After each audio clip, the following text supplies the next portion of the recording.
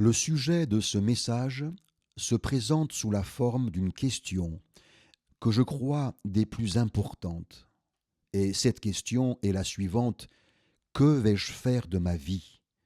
Je crois qu'il n'y a pas de question plus importante que celle-ci. On entend beaucoup d'interrogations chaque jour. Qu'est-ce qu'on va manger ce soir? Qu'est-ce qu'on va faire ce week-end? Où allons-nous passer nos prochaines vacances? Ou alors des questions plus graves. Comment je vais faire pour boucler la fin du mois? Est-ce que mon enfant qui est gravement malade va s'en sortir? Je comprends qu'on soit préoccupé par ces choses. Mais ce qui est quand même terriblement étonnant, c'est qu'on se pose rarement la question: que vais-je faire de ma vie? Ou bien, suis-je vraiment heureux? Mon cœur est-il comblé? Écoutez ces paroles que Jésus a prononcées. Elles datent de 2000 ans, mais elles sont d'une si grande actualité. Si un homme arrivait à posséder le monde entier, et s'il perdait son âme, à quoi cela lui servirait-il? Ça vaut la peine de réfléchir sur ta vie, son but, son idéal, son objectif. Une réflexion honnête et franche. On est tellement habitué aujourd'hui à jouer un personnage et à faire semblant que tout va bien, alors qu'à l'intérieur, dans notre cœur, c'est le vide, l'échec, la solitude et parfois même le désir d'en finir. Un des plus célèbres rois de l'Antiquité a prononcé ces paroles. Il s'agit du roi Salomon, dont la sagesse et la richesse sont connues de tous. Dans une première période de sa vie, il s'est initié avec toute son énergie dans la philosophie. J'ai appliqué mon cœur à rechercher la sagesse. J'ai vu tout ce qui se fait sous le soleil.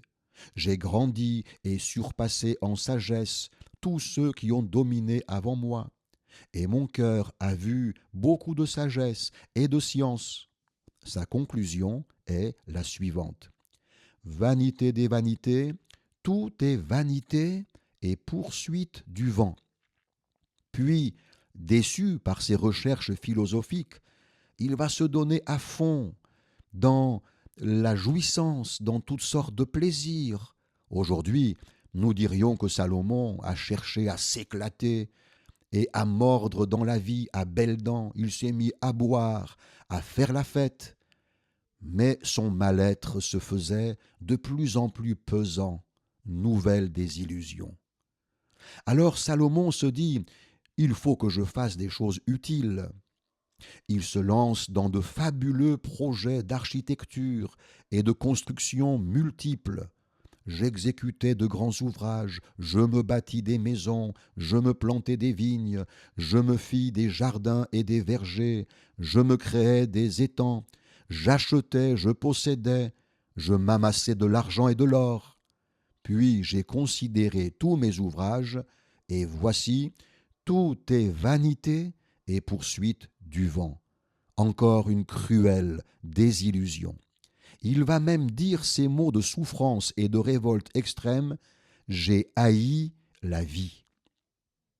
Aujourd'hui, qu'en est-il? Les choses vont-elles bien? Les choses vont-elles mieux? L'argent a-t-il rendu les gens heureux et bons? La gloire a-t-elle conduit l'homme au vrai bonheur? Notre célèbre rocker national, lorsqu'il avait 18 ans, chantait: pour moi, la vie va commencer. C'était ses débuts. Une carrière prometteuse se présentait à lui. C'était l'âge où tout semblait idéal. Les années ont passé.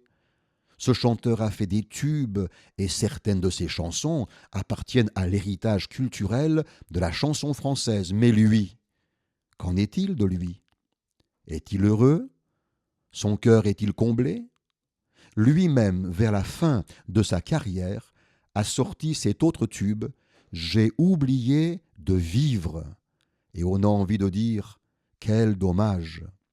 Mon ami, que vas-tu faire de ta vie? L'argent ne fait pas le bonheur.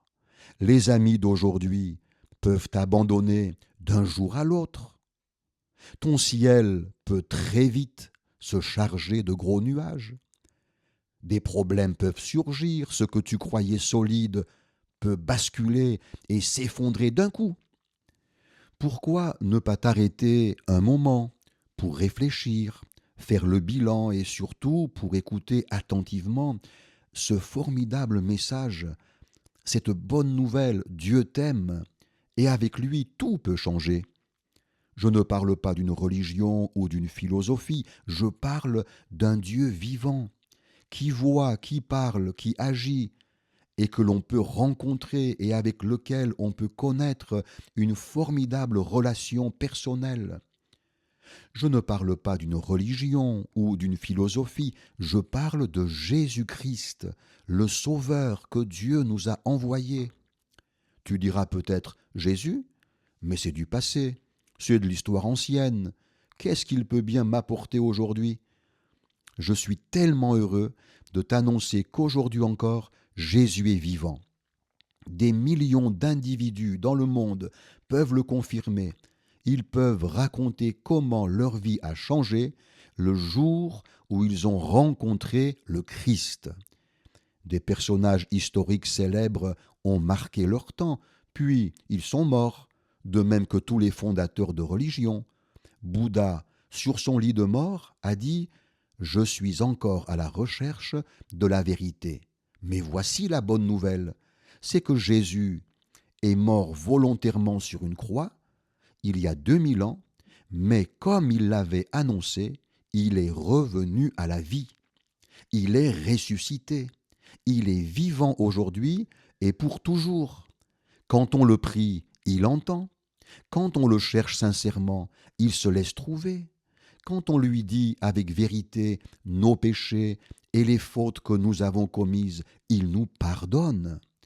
Jésus a dit « Je suis venu pour que mes brebis aient la vie, et la vie éternelle, et la vie en abondance. » Pourquoi ne pas lui adresser ta prière avec des mots simples et sincères? Pourquoi ne pas lui dire « Jésus, je m'approche de toi aujourd'hui par cette prière. Je me rends compte que jusqu'ici, j'ai fait beaucoup de choses, mais j'ai oublié de vivre.